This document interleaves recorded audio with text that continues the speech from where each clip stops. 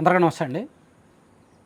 మాజీ ఎంపీ, ప్రస్తుత MLA and ఉపసభాపతి Raghuramakrishnaraju గారిని సిఐడి కస్టడీలో తీసుకొని ఆయన చిత్రహింసలకు గురి చేశారు అనే కేసులో ప్రస్తుతానికి ప్రధాన నిందితుడిగా ఐపీఎస్ అధికారి, డీజీ ర్యాంక్ ఐపీఎస్ అధికారి పివి సునీల్ కుమార్ గారు నిన్న విచారణకు హాజరయ్యారు. ఆ విచారణాధికారిగా ఉన్న ఐపీఎస్ అధికారి దామోదర్ గారు అనేక ప్రశ్నలు అడగడం, ఈయన ముక్తసరిగా సమాధానాలు చెప్పడం జరిగింది. సాధారణంగా ఒక డీజీ ర్యాంక్ ఐపీఎస్ అధికారి విచారణకు వెళ్ళారు అంటే పోలీస్ ఇన్వెస్టిగేషన్లో ఎటువంటి ప్రశ్నలు అడుగుతారు, దానికి ఎలా తప్పించుకోవచ్చు, చట్టానికి దొరకకుండా ఏ విధంగా తప్పించుకోవచ్చు అనేది సునీల్ కుమార్ గారికి బాగా తెలుసు. కాబట్టి ఆ విధంగానే ఆయన వెళ్ళారు. చాలా ప్రశ్నలకు సమాధానం చెప్పలేదు. చాలా ప్రశ్నలకు సంబంధం లేని తిరిగి ప్రశ్నించడం, సంబంధం లేని సమాధానాలు చెప్పడం జరిగిందనమాట. పోలీసులు అయితే ఆధారాలు పెట్టుకున్నారు. ఆ కేసులో సునీల్ కుమార్ గారి పాత్రకు సంబంధించి ఆధారాలు కొన్ని పెట్టుకొని, ఇదివరకు తాము విచారించిన వాళ్ళు ఇచ్చిన వాంగ్మూలాల దగ్గర పెట్టుకొని అడిగినప్పటికీ సునీల్ కుమార్ గారు ఆయన దొరకలేదు, సమాధానం చెప్పలేదు. సో ఇక్కడ రఘురామకృష్ణరాజు గారు సమాజంలో ఒక పెద్ద వ్యక్తి, బిజినెస్ మ్యాన్గా సక్సెస్, పొలిటీషియన్గా సక్సెస్, అండ్ ఆయనకున్న నెట్వర్క్, పరిచయాలు విస్తృతంగా ఉంటాయి. అటువంటి వ్యక్తినే సిఐడి వాళ్ళు అరెస్ట్ చేసి అన్యాయంగా చిత్రహింసలకు గురి చేశారు అంటే ఆ కేసులోనే దాదాపుగా సంవత్సరంన్నర అయినప్పటికీ ఆయనకు న్యాయం జరగకపోతే, అప్పుడు తప్పు చేసిన వారికి శిక్ష పడకపోతే, ఇంకా విచారణ పేరిట జాప్యం జరుగుతూ ఉంటే ఇంకా సామాన్యుడికి న్యాయం ఎక్కడ జరుగుద్ది? ఇప్పుడు రఘురామకృష్ణరాజు గారిని కస్టడీలో కొట్టారు, ఓకే.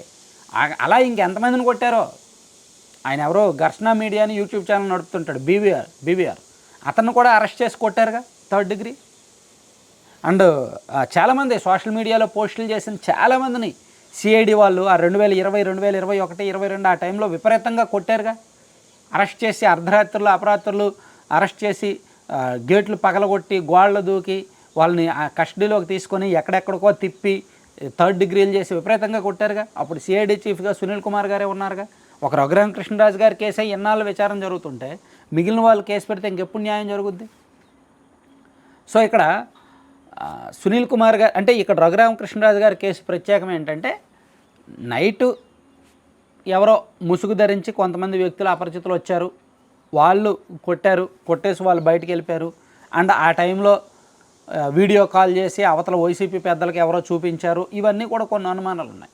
అండ్ ఈ కేసు జాతీయ స్థాయిలో పెద్ద కేసుగా మారింది, సుప్రీంకోర్టు వరకు వెళ్ళింది.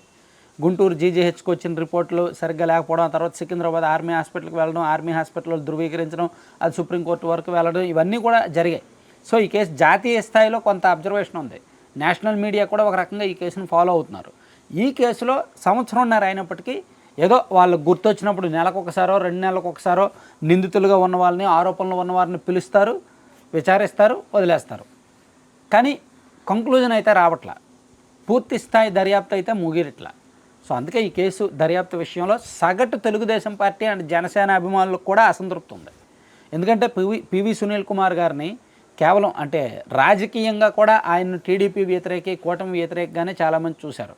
ఆయన వైసీపీ అధికారంలో ఉన్నప్పుడు ఏకపక్షంగా పనిచేశారని, చాలామంది విషయంలో ఇలాగే ప్రవర్తించారని ఆరోపణలు ఉన్నాయన్నమాట.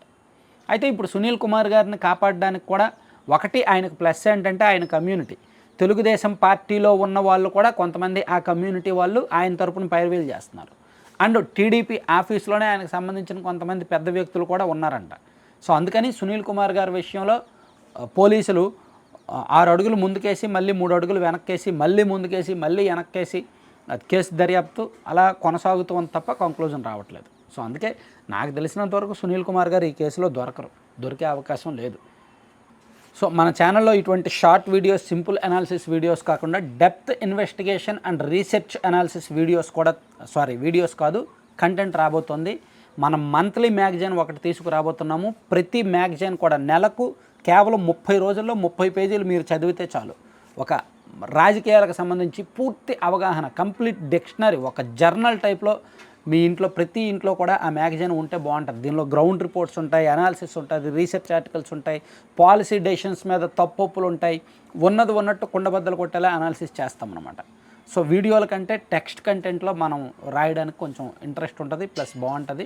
సో అందుకే మ్యాగజైన్ తీసుకురాబోతున్నాం మన ఛానల్ తరపున. ఈ మ్యాగజైన్ లాంచింగ్ ఈవెంట్ జనవరి 1st వీక్లో తిరుపతిలో ఉంది. సో తిరుపతిలో మన ఛానల్ మీటప్ కూడా ఉంటుంది, సబ్స్క్రైబర్స్ మీటప్ కూడా ఉంటుంది. రాయలసీమ ప్రాంతానికి చెందిన వాళ్ళు, ప్రకాశం, నెల్లూరు జిల్లాలకు చెందిన వాళ్ళు ఎవరైనా మన మీటప్కి రావాలి అనుకుంటే వెంటనే 7207071231 నెంబర్కి వాట్సాప్లో మెసేజ్ చేయండి. మీకు ఒక లింక్ పంపిస్తాం, అందులో జాయిన్ అయ్యి మీటప్కి రండి. అక్కడే మనం మ్యాగజైన్ ఆవిష్కరణ కూడా చేద్దాం. అండ్ మీరు నాతో ఇంటరాక్ట్ అవ్వచ్చు, ఎవరు ఏ క్వశ్చన్ అయినా అడగవచ్చు అప్పుడు. సో జనవరి 1st వీక్లో తిరుపతిలో మన ఛానల్ మీటప్ అన్నమాట. Thank you.